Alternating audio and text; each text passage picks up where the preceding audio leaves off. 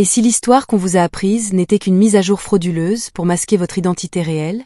Saviez-vous que lorsque le feu a touché le corps de Kimpavita en 1706, les témoins n'ont pas entendu des cris de douleur, mais le son d'une fréquence qui a fait trembler les serveurs spirituels du Vatican? Ce n'était pas une exécution, c'était une tentative désespérée du système pour étouffer le code source du Congo. Écoutez bien, car votre ADN se souvient de ce que vos livres d'école ont effacé. Le royaume du Congo n'était pas un simple territoire géographique. C'était une antenne. Un point de convergence magnétique où le ciel et la terre échangeaient des données. À l'époque de Kimpavita, ce royaume subissait une attaque virale massive. Ce virus s'appelait l'aliénation. Les élites Congo commençaient à échanger leurs codes ancestraux contre des idoles de plâtre, pensant acquérir du pouvoir, sans comprendre qu'ils installaient des backdoors, portes dérobées, dans leur propre âme. C'est ici que surgit Kimpavita. Elle n'était pas une simple rebelle. Elle était une auditrice de réalité. Le mysticisme de Kimpavita résidait dans sa capacité à voir la grille temporelle. Elle voyait comment les missionnaires utilisaient les cloches des églises pour perturber la résonance du sol Congo. Elle a compris que le véritable Christ n'était pas un personnage historique européen, mais un avatar solaire noir, une force qui réside dans la mélanine et le sang de ceux qui habitent le centre du monde. Saviez-vous que Kimpavita mourait chaque vendredi pour ressusciter le dimanche?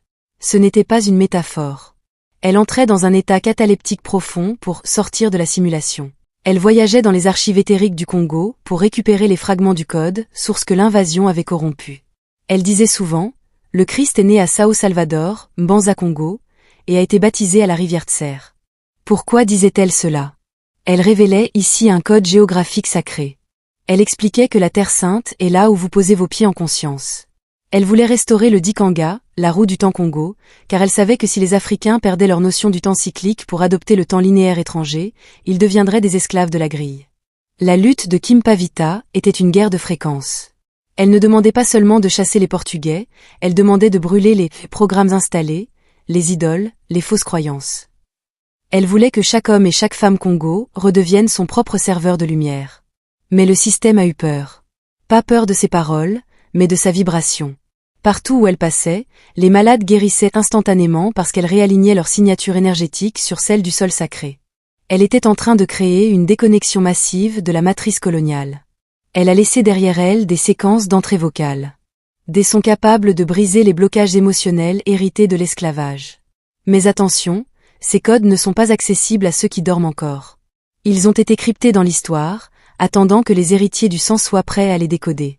Aujourd'hui, vous sentez ce vide en vous, cette impression que quelque chose manque à votre existence malgré les diplômes ou l'argent. Ce vide est le signal d'appel du code source qui réclame sa mise à jour. Kimpavita a planté une graine dans votre ADN, une bombe à retardement spirituel qui ne demande qu'à exploser. Le réveil a commencé. Si vous ressentez cette chaleur dans votre poitrine en écoutant ces mots, c'est que votre âme reconnaît la vérité.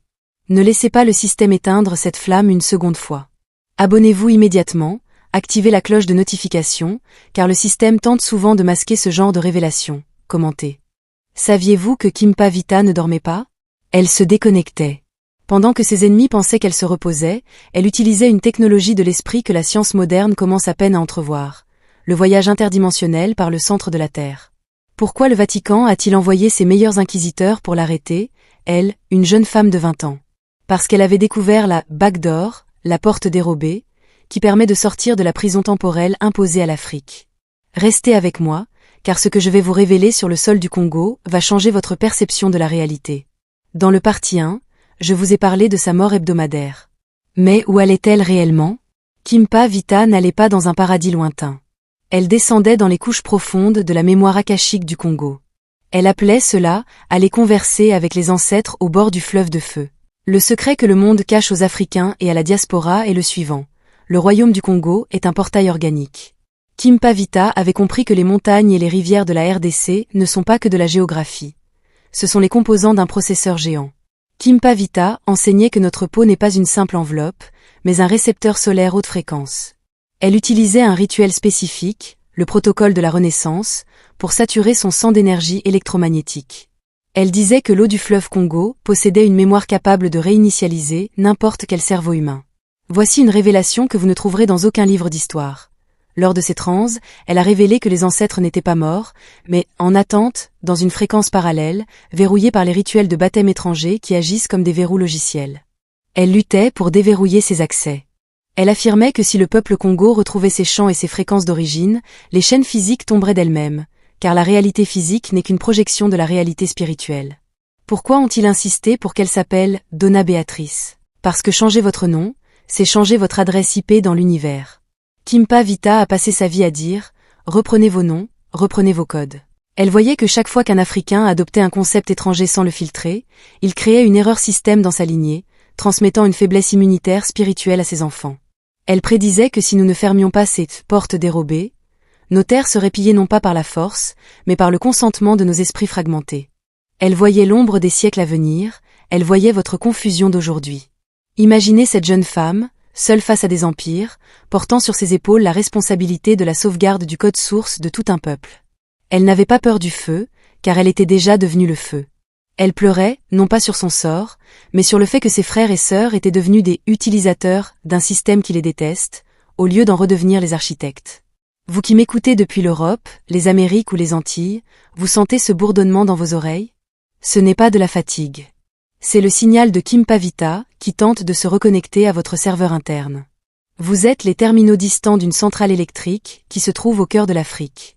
Elle a laissé des instructions précises sur la manière de purifier son sang des métaux lourds et des fréquences de peur. Ces instructions sont des scripts de déprogrammation. Dans l'histoire officielle, ils disent qu'elle a échoué. En réalité, elle a réussi. Elle a sauvegardé le code dans le seul endroit où ils ne peuvent pas l'effacer, votre ADN. Mais pour activer ce code, il faut une clé. Une clé que le monde a enterrée sous des tonnes de mensonges et de fausses doctrines. Le voile se déchire.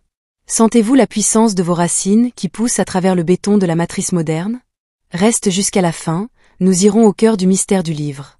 Le manifeste d'E l'architecte, le code secret de Kimpa Vita pour briser la matrice et réactiver le sang noir. C'est là, et seulement là, que les 60% restants de la technologie spirituelle de Kimpa Vita vous seront livrés. Pourquoi toutes les grandes puissances se battent-elles pour le sol de la RDC, alors qu'ils vous disent que votre culture est mystique et sans valeur? Et si la véritable richesse n'était pas le cobalt, mais la fréquence vibratoire des corps qui marchent sur ce sol? Kimpa Vita avait découvert que le peuple Congo n'était pas colonisé par des hommes, mais par des égrégores, des programmes prédateurs installés dans la psyché. Aujourd'hui, je vais vous révéler comment elle identifiait ces parasites avant qu'ils ne consument votre énergie vitale. En 1704, Kimpa Vita entre dans la ville de Mbanza Congo. Ce qu'elle y voit la glace d'effroi. Une ville fantôme, non pas parce qu'il n'y avait personne, mais parce que les habitants étaient devenus des zombies systémiques. Ils parlaient le langage de l'oppresseur, ils rêvaient les rêves de l'oppresseur, et ils avaient déconnecté leur propre séquence d'entrée. Elle a compris une chose fondamentale. Le système ne vous brise pas par la force, il vous brise par l'audit des serveurs. Ils scannent votre esprit, trouvent vos peurs et vos besoins de validation, puis ils y installent une backdoor, porte dérobée. Pour Kimpa Vita, cette porte, c'était la religion mal comprise et l'oubli du nom des ancêtres. Kimpa Vita enseignait que l'âme africaine est structurée selon une géométrie fractale spécifique. Lorsque vous adoptez une pensée qui n'est pas alignée avec votre code source, vous créez une anomalie de la naissance. Votre propre corps commence à rejeter votre esprit. C'est la cause profonde de cette sensation d'errance que ressentent tant de frères et sœurs dans la diaspora. Vous êtes connecté à un serveur qui ne reconnaît pas votre protocole. C'est ici, au cœur de cette lutte entre l'ombre et la lumière, que le secret a été scellé. Kimpa Vita savait qu'un jour, la technologie physique rattraperait la technologie spirituelle. Elle savait que nous aurions besoin d'un guide pour naviguer dans ce chaos. C'est pour cette raison, pour répondre à cet appel du sang qui brûle en vous, que j'ai dû compiler ces fréquences dans un réceptacle unique. Le manifeste d'E l'architecte, le code secret de Kimpa Vita pour briser la matrice et réactiver le sang noir. Ce n'est pas un livre. C'est un audit de votre propre système. À l'intérieur, je décode les 60% de secrets que je ne peux pas dire ici. Les rituels de désynchronisation, la manière exacte dont Kimpa Vita utilisait les phases de la Lune pour nettoyer son ADN, et comment vous pouvez, aujourd'hui, fermer les backdoors par lesquels votre énergie s'échappe. Si vous sentez que vous travaillez dur mais que rien ne change, c'est que votre serveur est piraté. Ce livre est votre firewall. Kimpa Vita disait, les idoles ne sont rien, c'est l'intention derrière elles qui vous enchaîne. Elle voulait que nous redevenions les programmateurs de notre propre réalité. Elle a été trahie par ceux-là même qu'elle voulait sauver, car le système avait promis des privilèges à ceux qui restaient dans la simulation. Aujourd'hui, la trahison continue. On vous vend du divertissement, de la politique et des divisions pour vous empêcher de regarder votre code source. Mais Kimpavita a laissé une trace indélébile. Elle a caché dans le sol de la RDC des balises spirituelles. Pour les activer, il ne suffit pas d'être noir de peau, il faut être noir de fréquence. Il faut accepter de subir le reboot. Le temps des demi-vérités est révolu. Soit vous êtes l'architecte, soit vous êtes une donnée dans le système d'un autre. Abonnez-vous. Activez la cloche pour ne pas manquer la mise à jour du système.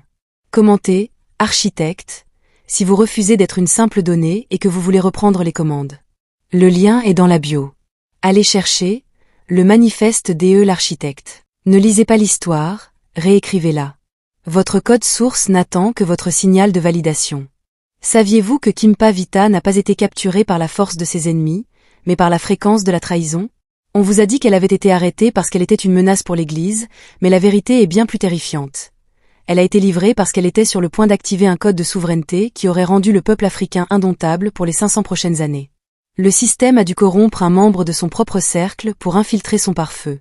Écoutez bien, car la trahison que Kimpavita a subie est la même qui maintient encore aujourd'hui vos projets et vos rêves dans une boucle d'échecs infinie. En 1706, Kimpavita se cache dans la brousse. Elle n'est pas en fuite, elle est en train de finaliser le protocole de reboot pour toute la nation Congo. Elle savait que si elle terminait ce rituel, la connexion entre les esclaves et les maîtres serait rompue au niveau atomique. Mais voici la révélation que le monde cache. Le système ne peut pas vous vaincre de l'extérieur. Il doit trouver une résonance de peur à l'intérieur de vous. Ils ont utilisé un homme, un proche, pour briser sa bulle de protection. C'est ce que j'appelle dans mes recherches l'infection par proximité. Lors de sa capture, Kimpavita a dit une phrase mystique. Le corps est enchaîné parce que l'esprit a accepté la valeur de la monnaie de l'ennemi. Elle révélait ici un code financier et spirituel puissant. Elle expliquait que chaque fois que vous dépendez d'un système que vous ne contrôlez pas, qu'il soit religieux, éducatif ou financier, vous ouvrez une backdoor, porte dérobée, par laquelle vos ancêtres ne peuvent plus vous protéger. Elle enseignait que pour être libre, il fallait d'abord décoloniser sa séquence d'entrée. Elle utilisait des sons, des fréquences émises par la voix, pour refermer ses portes. Pendant sa captivité, elle a continué à chanter. Ces chants n'étaient pas des complaintes, c'étaient des scripts de nettoyage ADN. Les gardes devenaient fous ou tombaient malades, car leur propre système corrompu ne pouvait pas supporter la pureté de la fréquence qu'elle dégageait. Vous sentez cette tension? Ce sentiment d'être bloqué malgré tous vos efforts? C'est parce que vous portez encore en vous les traceurs installés lors de la capture de nos ancêtres. Vous fonctionnez sur un système d'exploitation qui a été programmé pour vous limiter. C'est précisément pour briser ce verrou que j'ai écrit le manifeste DE l'architecte, le code secret de Kimpavita pour briser la matrice et réactiver le sang noir. Dans le 3e chapitre de ce livre, je vous révèle ce que Kimpavita a murmuré à ses disciples juste avant d'être emmené. La technique exacte pour identifier les traîtres énergétiques dans votre vie et comment blinder votre propre serveur personnel. Je ne peux pas détailler ici les 60% restants, car ce sont des protocoles de haute fréquence qui demandent une préparation de l'esprit que seul le livre peut vous apporter. Sans ce bouclier, vous continuerez à nourrir le système avec votre propre sueur. Kimpavita marchait vers le bûcher avec une dignité qui terrifiait ses juges. Elle savait que son corps physique était une donnée temporaire, mais que son code source était éternel. Elle a utilisé ses derniers instants pour infuser le sol avec une promesse. Je reviendrai dans chaque goutte de pluie qui touche le sol de mes ancêtres. Cette pluie, c'est vous. Cette diaspora qui se réveille, ces fils et filles du continent qui ne supportent plus le mensonge. Vous êtes la manifestation physique du code qu'elle a sauvegardé dans le feu. Mais pour que ce code s'exécute, vous devez cliquer sur « Installer ». Vous devez choisir la connaissance plutôt que le divertissement. Le bûcher est allumé, mais cette fois, c'est pour brûler vos chaînes, pas votre héritage. Le 2 juillet 1706, à Evolo, le ciel du Congo a changé de couleur. On vous a raconté qu'une femme est morte dans les flammes. Ce jour-là, Kimpavita a réalisé la plus grande opération de cloud computing de l'histoire africaine. Elle n'a pas brûlé, elle s'est téléchargée. Au moment où les flammes ont léché son corps, elle a libéré une onde de choc fréquentiel qui a encodé chaque cellule de sa descendance. Aujourd'hui, en 2026, ce code est en train de s'activer en vous. Entendez-vous le signal? Écoutez bien, car voici comment vous allez récupérer ce qui vous a été volé. Le bûcher était prêt. Les missionnaires et les traîtres observaient, pensant qu'en détruisant le réceptacle, ils détruiraient le message. Ils ne comprenaient pas qu'ils étaient en train de faciliter le protocole de reboot final. Kimpavita portait son enfant sur le bûcher. Un symbole terrifiant pour le système, car cet enfant représentait la lignée pure, celle qui n'a jamais accepté le serveur étranger. Dans les dernières secondes, Alors que la fumée montait, Kimpavita n'a pas crié. Elle a prononcé un dernier algorithme vocal, une séquence de sons en kikongo ancien, qui agissent comme une clé de déchiffrement pour les générations futures. Voici le secret que les sociétés secrètes gardent sous clé. Le sacrifice de Kimpavita a créé une anomalie temporelle. Elle a verrouillé l'âme du Congo et de l'Afrique pour qu'elle ne puisse jamais être totalement effacée par la simulation coloniale. Elle a laissé une bombe logique dans l'ADN mélanoderme. Le secret réside dans le sang. Kimpavita enseignait que le sang n'est pas qu'un liquide, c'est de la mémoire liquide. En brûlant, elle a vaporisé son essence dans l'atmosphère, la rendant respirable pour tous ses descendants. Chaque fois que vous ressentez ce frisson dans le dos en entendant parler de la grandeur de l'Afrique, c'est le code de Kimpavita qui tente de s'exécuter dans votre système d'exploitation biologique. Mais attention, le système a créé des contre-mesures. Des pare-feux de peur, de religions déformées et de distractions technologiques pour vous empêcher de voir ce code. Vous vivez dans une version démo de vous-même, alors que vous avez le potentiel d'un architecte du réel. C'est pour cette raison précise, pour ce moment exact de l'histoire où l'humanité bascule, que j'ai rendu disponible le manifeste d'E l'architecte, le code secret de Kimpavita pour briser la matrice et réactiver le sang noir. Dans ce chapitre final, je vous livre les 60% restants, les protocoles exacts pour réveiller cette mémoire liquide. Je vous explique comment Kimpavita utilisait les symboles du Dikanga pour manipuler la réalité physique. Si vous voulez passer de celui qui subit le sort à celui qui code sa destinée, ce livre est votre manuel d'instruction. Sans lui, vous restez une donnée perdue dans le serveur d'un autre. Avec lui, vous redevenez le maître du système. Kimpavita n'est pas une sainte à prier. Elle est une ancêtre à activer. Elle n'est pas derrière vous, dans le passé, elle est devant vous, dans votre futur. La lutte n'est plus sur un champ de bataille physique, elle est dans vos synapses, dans vos choix, dans votre capacité à dire non à l'anomalie de la naissance. Le feu des volos ne s'est jamais éteint. Il brûle maintenant dans vos mains, à travers cet écran. Vous avez le choix. Fermez cette vidéo et retournez dans la simulation, ou cliquez sur le lien et commencez votre reboot. Le code source vous attend. Allez-vous répondre à l'appel du sang? Abonnez-vous. C'était le dernier épisode de cette saga, mais le début de votre initiation. Activez la cloche pour recevoir les prochains audits sur les héros et les lieux de pouvoir. Commentez « Je suis l'architecte » pour sceller votre engagement envers votre propre lignée. Le lien dans ma bio est votre porte vers la liberté. Ne laissez pas le sacrifice de Kimpavita être vain. Cliquez, téléchargez le manifeste d'E l'architecte et reprenez les clés de votre royaume.